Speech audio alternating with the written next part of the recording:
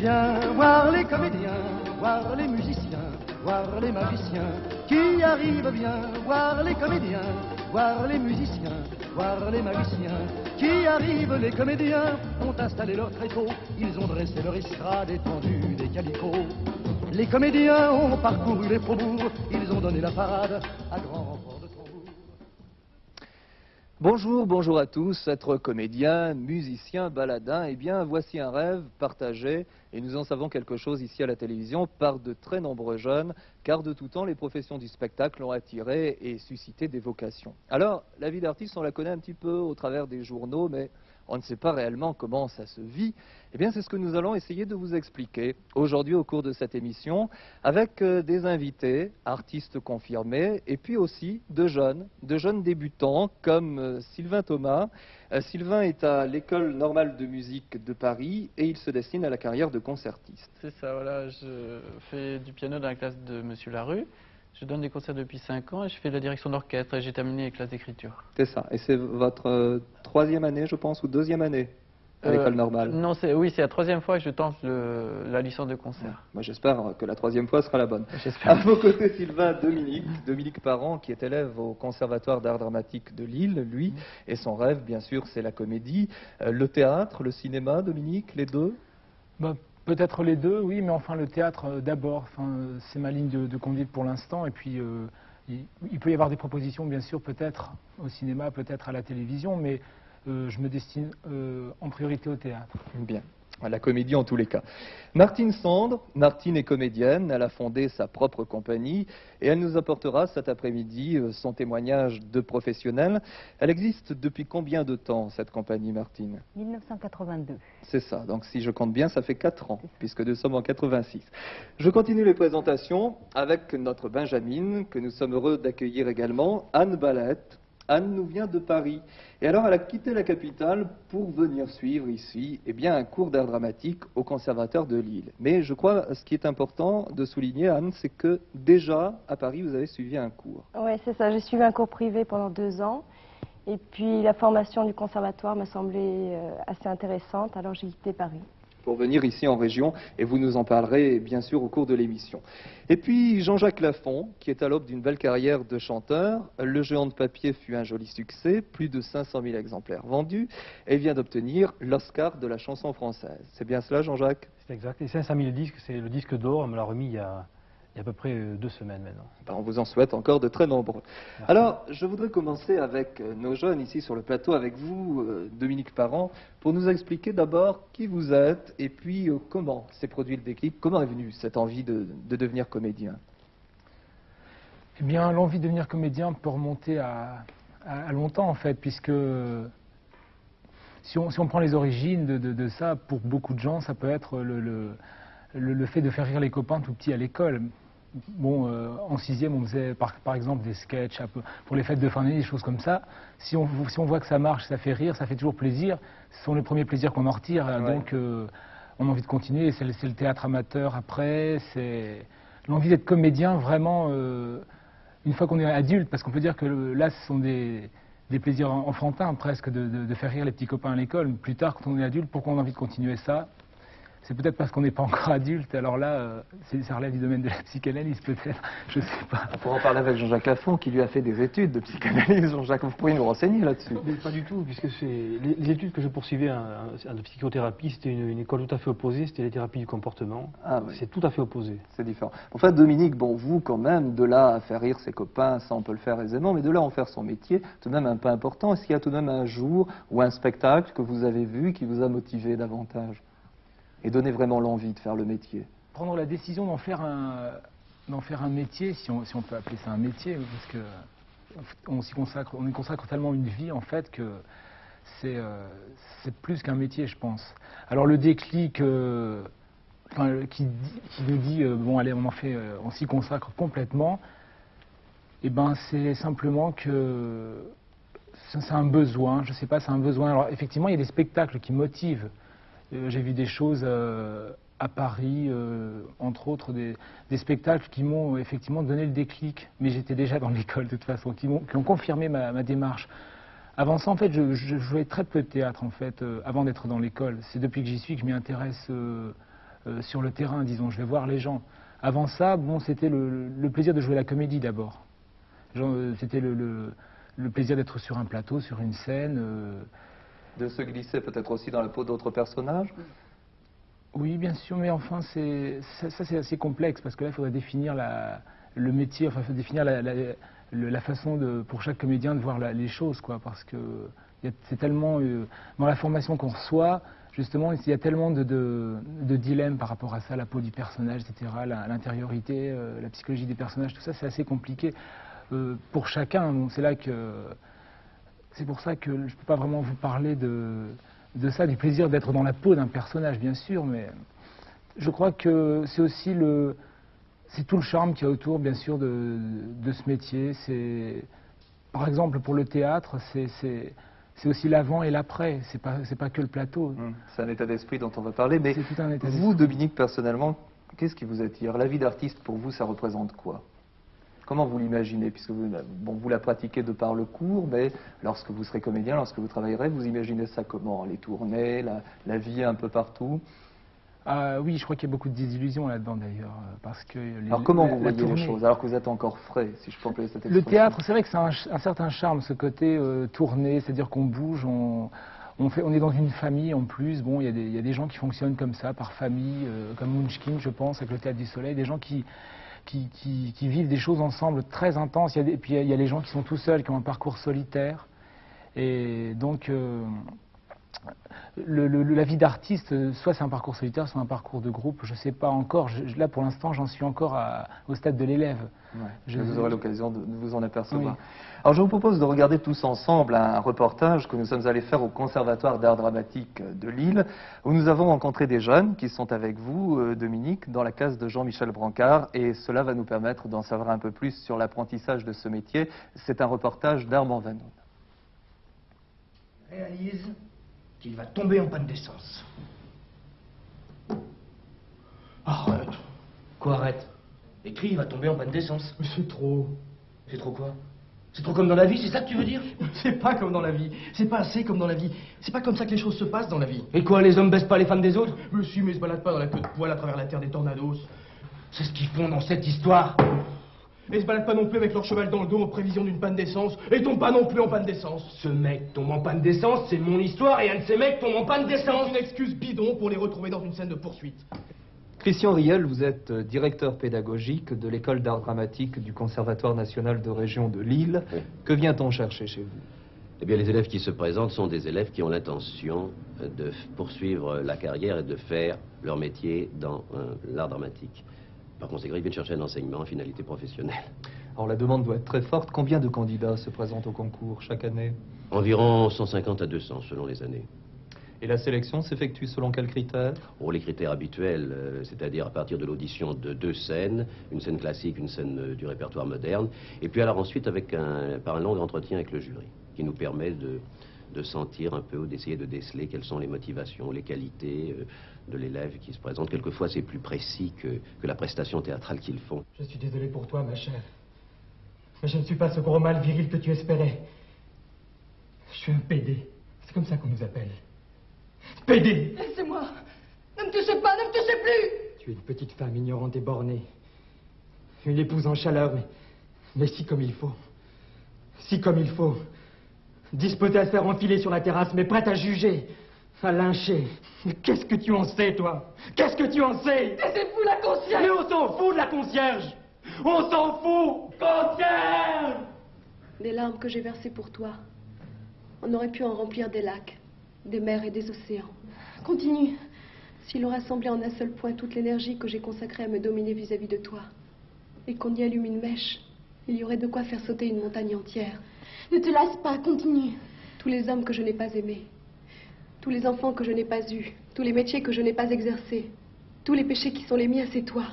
Toi et encore toi. C'est bon. Et pourtant, si mon amour pour toi pouvait se mesurer à la chaîne d'un arpenteur, ma chérie, cette chaîne assurément ferait le tour du monde. Je t'aime, Adèle. Mais non, non! Cette remorque pleine de coton, c'est une bien grosse affaire qui vous tombe dans les bras comme un nom du ciel, Madame Mégane. Je crois que je ferais mieux d'aller nous faire une limonade. Faut pas vous déranger. À mon avis, on est un peu trop serré comme ça. Vous voulez me faire plaisir? Allez vous asseoir là-bas? Pourquoi est-ce que vous voulez que je me déplace? À deux serrés comme ça, on dégage trop de chaleur. Un corps peut emprunter de la fraîcheur à un autre. Ce qu'on m'a toujours dit, c'est la chaleur que les corps empruntent. Pas dans le cas présent. Je suis frais. C'est pas l'impression que vous me faites. Je suis frais comme la rosée. Si vous ne me croyez pas, touchez-moi. Où? N'importe où. Excusez-moi, faut que je rentre. Pourquoi vous faites ça? Je ne veux pas que vous me priviez déjà de votre compagnie, Madame Megan. C'est pas bien ce qu'on a fait. Mais eux, c'était sale. Moi, je voulais que ce soit joli parce que je t'aimais. J'ai jamais aimé une autre fille que toi, Betty. Tu as toujours été la seule. Bobby le bélier déclare sa flamme à Betty la petite souris. Je te pardonne, Robert. Bravo. Et moi, tu me pardonnes pas? Lâche-le, Betty, t'entends? Tais-toi, Georges, t'as rien compris. Ah non. Tu reviens ici la gueule enfarinée, t'imagines que tout a changé? Eh ben non, rien n'a changé. J'ai pas changé, t'as pas changé, t'es la même qu'avant. Betty la petite souris, Betty pas en l'air. Hier soir, t'as payé une petite fête à mon copain. Ben, moi aussi, je vais aller à la fête. Moi aussi, je veux de l'amour.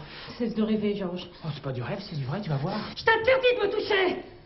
Jamais, jamais, pas un geste, pas un mot, pas un regard. Tu n'existes pas. Tu n'existes plus, George Ferguson. En général, dans les conservatoires, il y a un seul prof avec une seule discipline. Ici, nous enseignons à la fois les techniques respiratoires et vocales, la diction pure, la direction d'acteurs, scénographie, l'histoire du théâtre aussi, parce que les élèves qui arrivent, je ne sais pas ce qu'on fait en faculté, mais pas grand-chose, ils ne savent rien. Et puis ensuite, nous avons alors les méthodes audiovisuelles, parce qu'aujourd'hui, un comédien de théâtre ne peut pas se passer d'apprendre ces techniques. D'ailleurs, vous allez peut-être pouvoir les suivre. Il n'y a point de fantôme ici. Il n'y a que vous, moi et quelqu'un d'autre entre nous deux. Quel autre? Dieu. Dieu est ici, entre nous. Tu mens! C'est toi qui joues la comédie! Attendez. Ne perdez jamais un pouce de votre taille. Hein, parce que comme ça, pardon, serpent, du tout. Là, on nage dans le burlesque. Alors, vous rapprochez un petit peu. Là, vous le prenez là. Hein, et ensuite, le mouvement qui va suivre, on le prend là. On le balance là. Bien, avec nous également cet après-midi, Anne Ballette, qui est aussi au Conservatoire d'Art Dramatique de Lille, dans la classe de Jean-Michel Brancard, et de Monsieur De Smet, que l'on vient de voir, qui vous donne ce cours d'audiovisuel. Est-ce que c'est important, Anne, d'avoir les différentes facettes du métier, c'est-à-dire d'apprendre, comme on vient de le voir, à bien respirer, à savoir se tenir devant une caméra? Oui, certainement. Pour nous, ça complète ça complète vraiment notre formation parce que à la fois on a besoin, on est tous plus ou moins orientés vers le théâtre ou le cinéma, et ces cours d'audiovisuel nous permettent déjà de travailler face à la caméra et d'avoir quelques notions de tenue devant une caméra. C'est ça, ce qui est important. C'est un exercice pour nous. Puis aussi de s'apercevoir des difficultés d'ordre technique qui peuvent arriver voilà. aussi lorsqu'on fait ce métier. Alors, je le disais tout à l'heure au début de l'émission, vous étiez à Paris. La capitale ne manque pas quand même de centres qui donnent des formations. Alors, pourquoi venir en région et pourquoi spécialement à Lille? Parce qu'il y a aussi d'autres conservatoires en province. Oui, le conservatoire de Lille est un des conservatoires supérieurs de France. Et pourquoi j'ai choisi cette formation? Parce que déjà, nous avons 37 heures de cours par semaine, avec justement une formation technique très complète, diction et respiration, plus travail justement avec la caméra, et bien sûr, travail de texte. Et tout ça nous permet d'aborder le métier certainement. Moi, j'ai voulu avant tout avoir des bases solides, de manière après à affronter le milieu parisien sans trop de problèmes. Bien, donc vous envisagez quand même de faire une carrière à Paris, vous ne voulez pas rester en province ou... Ça, je ne peux pas vous dire encore, ça dépend de ce qui s'offrira à moi. Alors dans ce petit reportage que nous avons vu, on s'aperçoit donc du travail considérable que représente la formation du comédien, mais est-ce que vous pensez qu'il y a quand même au départ un don à la base pour pouvoir faire ce métier? Dure question. Je pense qu'il y a avant tout une énergie, une grande motivation Et bon, peut-être on peut appeler ça un don. Je peux pas vous dire personnellement, je peux pas vous dire, mais moi je sais que si je fais pas ce métier, je vois pas ce que je ferai d'autre. Alors à partir de ce moment-là, on peut dire que c'est peut-être un don. Et moi j'ai envie de donner. Et bon, je sais pas si c'est inné, si c'est naturel ou si c'est quelque chose qui m'est venu petit à petit, mais donc c'est voilà. à la fois un métier, mais c'est aussi une manière de vivre. Vous ne pourriez pas envisager un Oui. jour de faire autre chose. C'est pour ça, comme disait Dominique, bon, c'est un métier, mais enfin c'est plus qu'un métier parce que ça demande une participation complète de tout notre être. C'est presque un sacerdoce.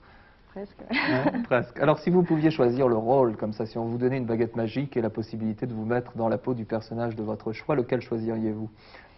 Personnage classique, je choisirais Elvire, peut-être, dans Don Juan. Mais je suis vraiment attirée par beaucoup de personnages, tous très différents, finalement, aussi bien tragiques que comiques. Bon, on vous a vu là dans ce petit extrait, 27 remords pleines de coton. avec un registre quand même assez drôle. Oui, c'est ça. Moi, j'ai eu beaucoup de plaisir à jouer cette scène parce que bon, je pense pas que ce soit vraiment moi dans la vie, donc ça m'a permis de composer un petit peu, de faire une recherche justement au sujet de la vie de cette fille qui s'appelle Flora. J'ai fait un travail de recherche pour savoir comment elle vivait, elle, dans quel cadre, avec quel entourage, dans quel lieu. Puis alors j'ai fait les petits dessins sur le papier, enfin... Tout un travail. Alors près de vous, il y a Martine Sand qui a fondé sa propre compagnie. Est-ce que Martine, c'est un bon moyen d'assurer la création et puis peut-être d'avoir du travail dans une profession où il y a quand même énormément de chômage? Il faut aussi souligner cet aspect du problème. Je crois que même dans une compagnie, on est au chômage. C'est-à-dire que quand on n'a pas les subventions suffisantes pour faire des créations, on fait les créations, mais on n'est pas payé, quoi. Donc finalement, ça, oui. Une vie d'artiste, c'est aussi une vie d'incertitude. C'est une vie d'incertitude. Dans une compagnie, on se sent moins seul, c'est sûr. Alors vous, Martine, bon, est-ce que vous n'avez pas peur quand même de vous sentir un peu submergée par toute la partie administrative, parce qu'elle est aussi très importante? Est-ce que ça ne prend pas le pas sur votre plaisir de jouer et de créer? Alors j'en ai pas peur, je le suis, submergée. Ouais. Bien sûr que si, c'est-à-dire qu'en ce moment, par exemple, je suis en répétition et ça fait des journées épouvantables où il faut arriver à concilier son travail de recherche de personnages, le travail sur le plateau qui est de 8 heures d'affilée et il faut aussi assurer l'administration, la gestion, recevoir les gens, être disponible, souriant. Et ça, je dois dire qu'à un certain moment donné des répétitions, il faut faire un choix. Donc là, le choix, ça sera d'abandonner pendant un certain temps l'administration et de me faire aider par des collègues. Alors, combien de membres a votre compagnie et selon quels critères les avez-vous choisis? Alors, l'histoire, c'est ce que disait Dominique tout à l'heure sur le parcours solitaire. Finalement, ma compagnie, je l'ai créée pour des exigences administratives de versement de subventions pour un projet que j'avais fait au départ pour les prisons. Et j'étais seule assez longtemps. Et j'ai travaillé par contre avec beaucoup de partenaires, donc de metteurs en scène que je rencontrais, de comédiens que j'ai embauchés sur des créations. Et là, depuis la rentrée, 2 comédiennes se sont jointes à la compagnie. Donc nous sommes 3 femmes. C'est ça. Oui. Vous êtes en plein travail de répétition. Alors, Martine, bon, quand on parle de la vie d'artiste, on a parlé tout à l'heure avec Dominique de se déplacer, de bouger. Il a ses impressions qui seront confirmées ou infirmées dans les prochaines années. Vous, est-ce que vous pourriez nous expliquer si on peut aujourd'hui bien vivre de ce métier? Parce que là encore, il y a des tas d'idées reçues. On a l'impression que c'est tout de suite la porte ouverte à la gloire, à l'argent qui rentre, alors que c'est pas du tout toujours comme ça que ça se passe.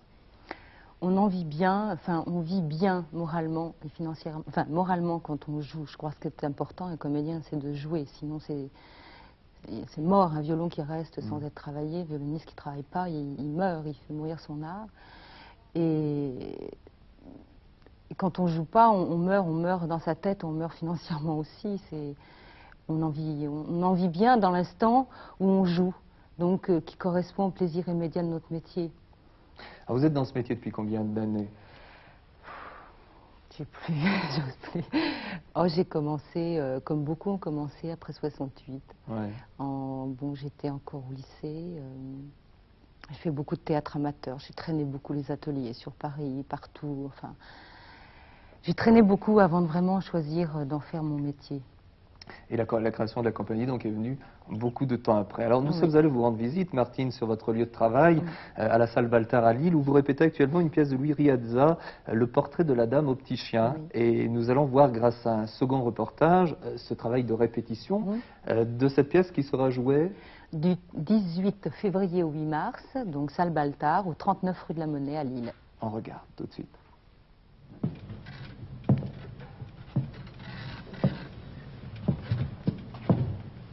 Quel jour de la semaine devions-nous mourir? C'est aujourd'hui vendredi, madame. C'est bien.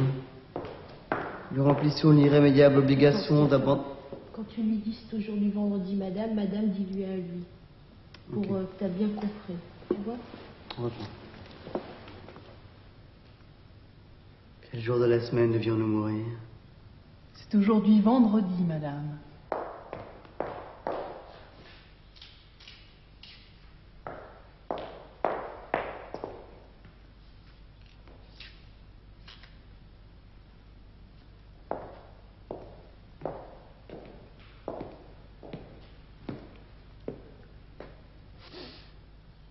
Le jeune monsieur peut constater que l'héliotrope, c'est pas un jeu de part. Les couleurs prédominantes. Le carmin et le pourpre, comme le jeune monsieur pourra s'en rendre compte. Le jardin a-t-il été préparé pour l'éloge et l'épiphanie extérieure de madame?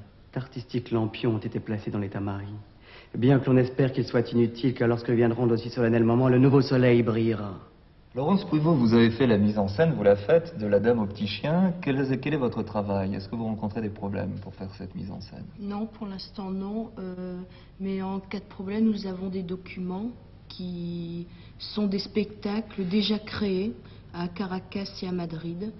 Et nous sommes toujours en relation avec la traductrice de la pièce aussi, qui elle-même est en relation avec Luis Riazza. Qu'est-ce qui vous attire, vous, plus particulièrement, de l'autre côté de la scène?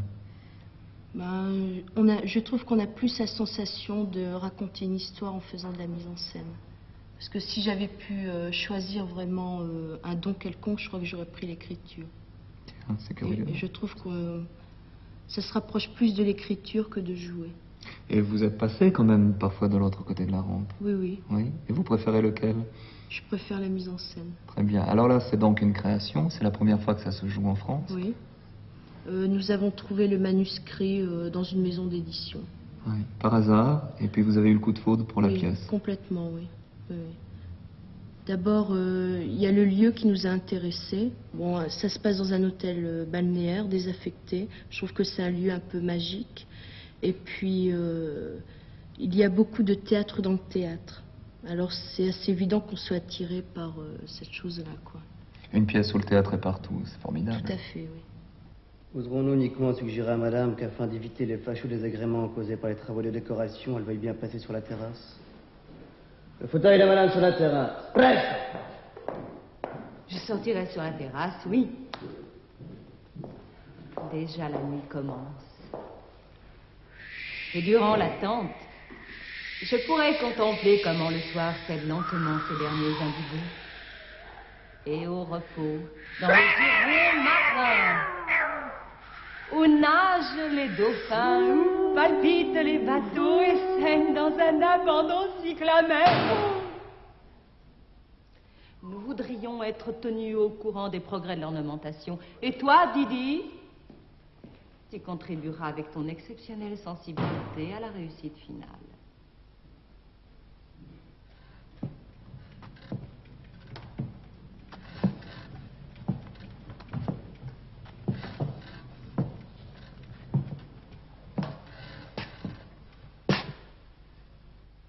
Et une autre curiosité, combien de sert-on de repas actuellement?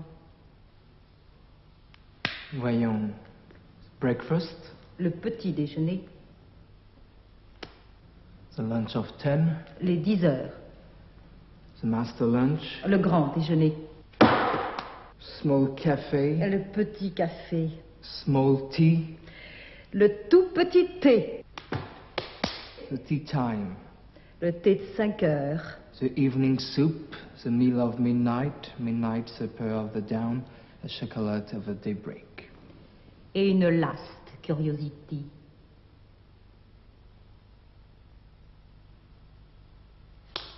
Il arrive ou il n'arrive pas, notre cher poète.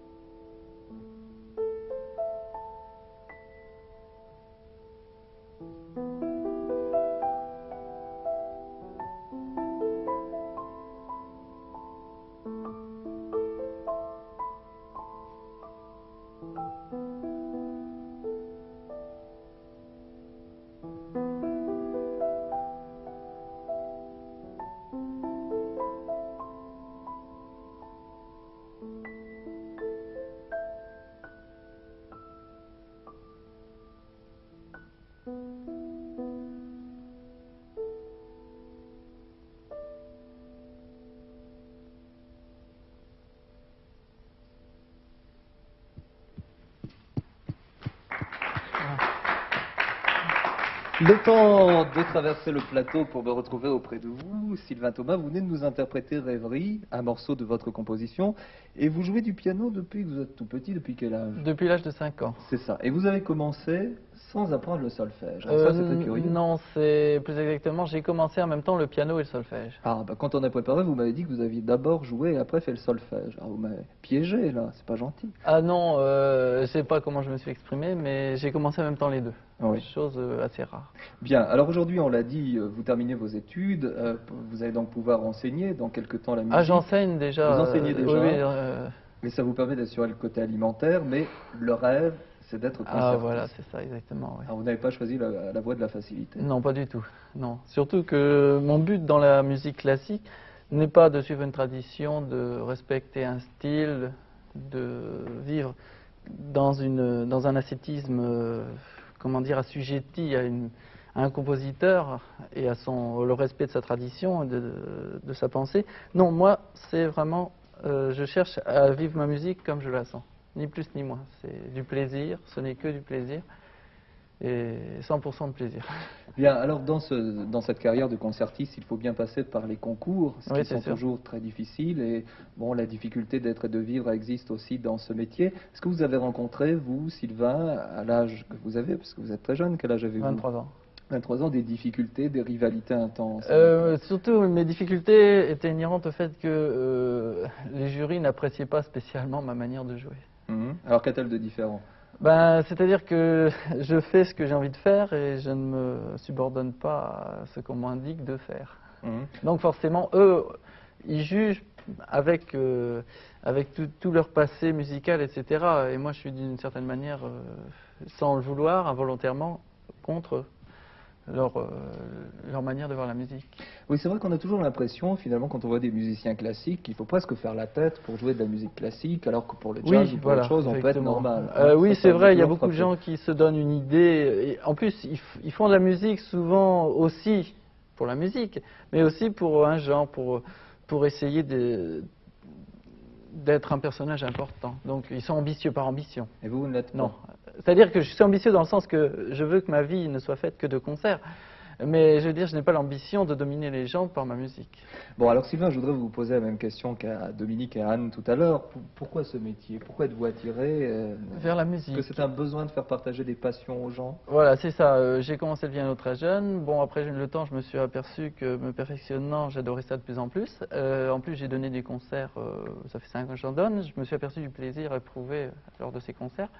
J'adore ça, vraiment c'est une passion, c'est un plaisir complet. Je veux faire que ça de toute façon. En dehors de ça, je vois pas trop ce que j'aurais pu faire. J'aurais pu faire du dessin, mais ça ne m'apporte pas un plaisir aussi. Oui. Bon, puis vous jouez plein de choses, alors là... Oui, j'ai fait le piano bar à Paris. Oui, vous pouvez nous montrer un petit extrait?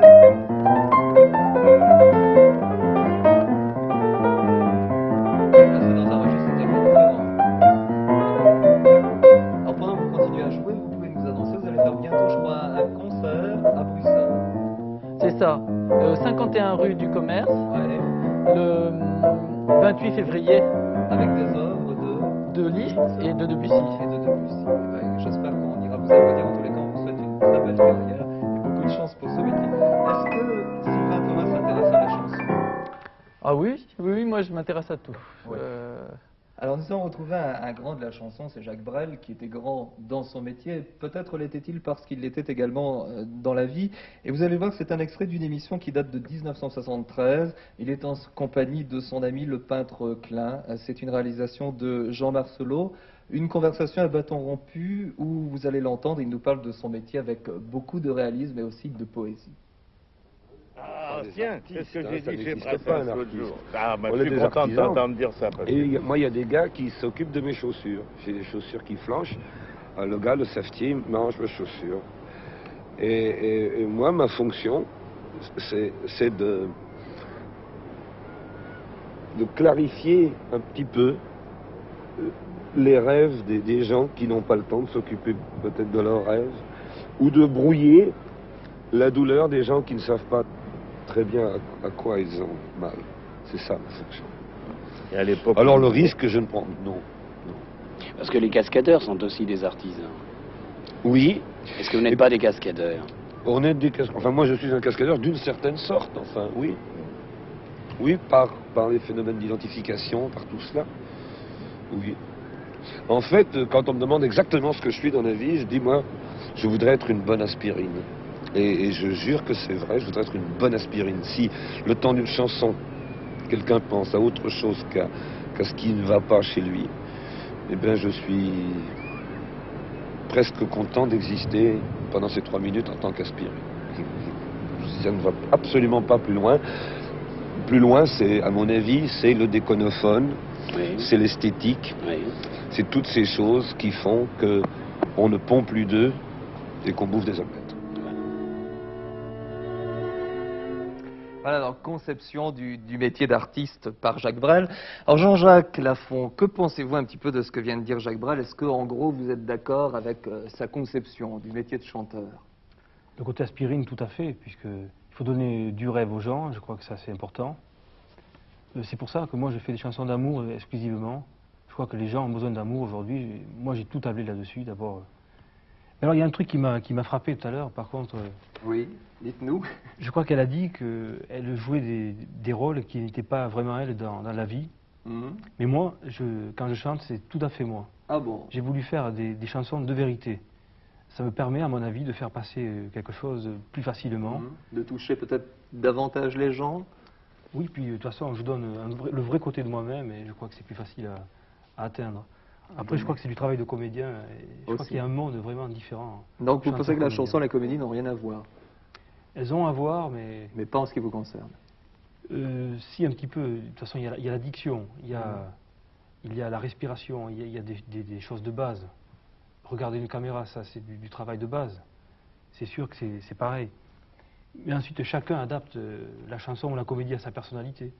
Moi, j'ai voulu garder ma propre personnalité. Anne voulait dire un mot, je pense, là-dessus. Oui, enfin, moi, ce que je voulais dire par là, c'est que je voulais pas démontrer aux gens ce que j'étais dans la vie.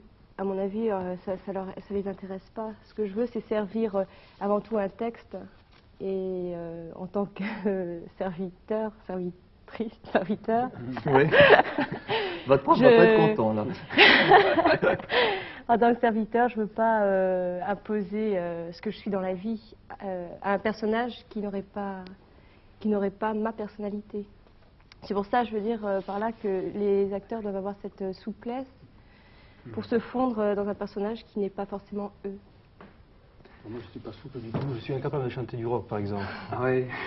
Alors Jean-Jacques Bambou, vous êtes... Je m'excuse. Oui, Sylvain. Elle parle de cette manière, mais c'est tout à fait l'état d'esprit des musiciens classiques qui servent la musique avant de se servir eux-mêmes. C'est-à-dire qu'ils se mettent dans la peau du compositeur pour interpréter ce que le compositeur a voulu. Et ça, effectivement, ça résume exactement l'optique de la tradition. Alors Jean-Jacques, vous avez toujours voulu chanter, vous c'est un vieux rêve, mais vous avez quand même fait autre chose. Avant, vous avez fait des études de psychothérapie. Alors vous êtes ensuite monté à Paris pour vos études, et puis c'est là qu'a commencé la partie difficile de ce métier, c'est la tournée des maisons de disques. Alors comment ça s'est passé, puis est-ce que le hasard a joué un grand rôle? Je crois que c'est un métier de hasard. Oui. De hasard et de chance. Il paraît que ça n'existe pas, la chance.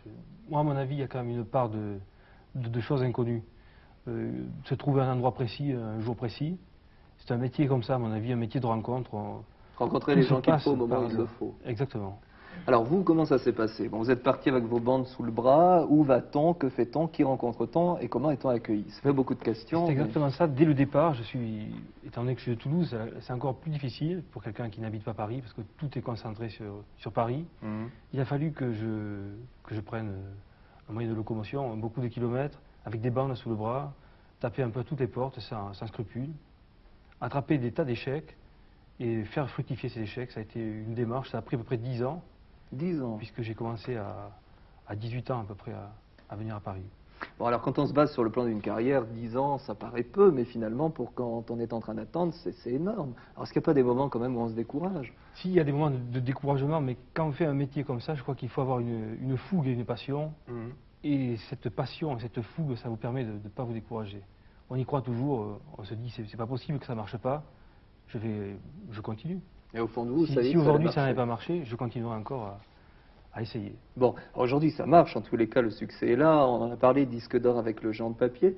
Est-ce que cela a changé votre vie, Jean-Jacques? Du tout, absolument pas. Je crois que les gens ont changé parce qu'ils prennent des égards. On ne sait pas pourquoi d'ailleurs, puisque rien ne change dans la vie à part le succès évidemment. On fait des galas, on fait des tas de choses qu'on rêvait. Ce côté-là de la vie a changé, mais le fond de moi-même n'a pas changé. Bon, alors justement, comment se passe une journée type de Jean-Jacques Lafont?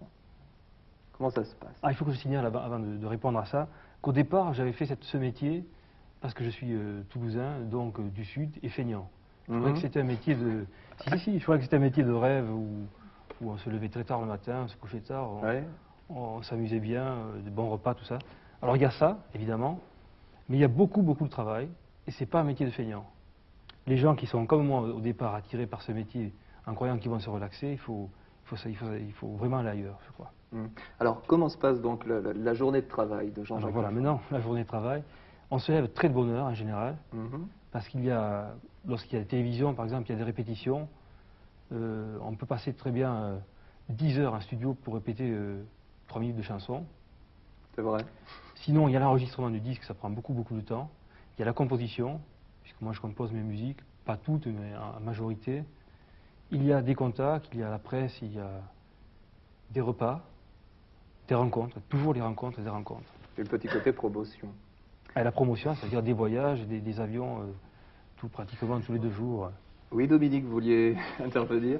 Je crois que c'est le propre justement une des facettes de la vie d'artiste, puisque c'est le titre de l'émission, et c'est justement la relation humaine, pour en venir à ça, les repas, etc., bon, les gens, le travail. Le travail, je crois que c'est primordial, et la relation humaine sont deux points de vue, 2 points essentiels du métier, à mon avis, que ce soit pour la chanson, peut-être pour la chanson, pour le comédien, et pour le musicien, pour la danse aussi, bon... Et je pense que si on ne sait pas rencontrer les gens, aussi, c'est peut-être difficile de faire ce métier. Si on n'a pas une facilité à voir les gens frapper aux portes, même si on se prend des claques. Je crois qu'il ne faut pas hésiter, c'est primordial à mon avis. Et puis en plus, c'est une bonne thérapie, puisque moi, à l'origine, je suis quelqu'un d'assez timide, et je n'osais pas aller frapper aux portes, et je me suis forcé, et c'est en se forçant qu'on apprend beaucoup de choses, et on apprend à mieux se connaître aussi. Ça apporte un développement personnel important. Donc si j'ai bien compris, en vous écoutant les uns et les autres, finalement, le fait de partir en avant, c'est une démarche volontaire, et entre 2 artistes de talent égaux, c'est à celui qui aura le plus de fougue et de volonté, qui aura un sens du contact le plus développé, qui réussira. Et le travail aussi, je crois, c'est avoir des armes aussi. Encore, si on mélange les domaines, je crois que c'est les gammes pour le musicien, la barre pour le danseur, et la technique peut-être, les textes pour le comédien, je crois. C'est ce travail qu'il faut absolument... il faut se fixer à ça, il ne faut pas se dire que c'est un métier de feignant, c'est pas vrai, pas du tout. Je crois que beaucoup de gens imaginent la facilité dans la vie d'artiste quand elle est réussie, quand elle est aboutie. Mais je crois que même une vie d'artiste aboutie demande toujours autant de travail, si ce n'est plus, peut-être. Il faut l'entretenir après, c'est ça? Oui, et le sens du risque, par exemple, il ne faut pas se conforter dans quelque chose, je pense, il faut tout le temps... Où on est toujours statique. Alors, on est presque arrivé au terme de cette émission. Je voudrais demander peut-être aux uns et aux autres, et en plus particulier à Anne, à Sylvain, qui se lance dans ce métier, est-ce que tout ce qui a été dit vous a conforté dans votre envie de vous lancer là-dedans, Anne? Oui, tout à fait. Je crois qu'on a tous cette même volonté de donner. C'est tous, pour tous. Un droit au travail, c'est quand même pas un métier de bourreau. Il y a quand même aussi quelque chose qu'on n'explique pas et qui fait qu'un artiste va réussir. On ne sait pas pourquoi. Il y a une certitude au fond. Donc ça, c'est bien inscrit en nous, et ce n'est pas que du travail. Heureusement. Il y a aussi une part de plaisir. Ah oui, tout est très lié. Bien, en tous les cas, merci à tous de vos témoignages qui nous auront permis, je pense, de mieux connaître la vie d'artiste. Alors, vous savez qu'en France, on a l'habitude de dire que tout finit par des chansons. Et nous n'allons pas faillir à la règle, puisque Jean-Jacques va se mettre en place pour nous faire un beau cadeau. Et nous en sommes très heureux, puisque c'est la toute première fois que vous interprétez une nouvelle chanson qui s'appelle Un mot pour un autre. C'est ça, c'est la chanson qui va figurer sur mon prochain album, qui n'est pas encore terminé d'ailleurs. C'est la première fois que je chante cette chanson. J'espère qu'elle va marcher, puisque c'est la fin du géant. Ouais. Il faut une chanson. On vous souhaite le même succès qu'avec le Géant de papier. Merci en tous les cas d'avoir choisi cette émission pour créer cette nouvelle chanson.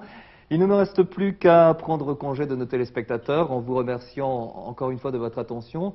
Nous avons essayé de démontrer aujourd'hui que la vie d'artiste était une belle vie, mais que c'était une vie où l'on pratiquait un métier avec ses règles, ses joies, ses difficultés. Et si nous avons suscité des vocations, tant mieux pour nous. À bientôt en tous les cas, je vous laisse en compagnie de Jean-Jacques Lafont et de Un mot pour un autre. Au revoir.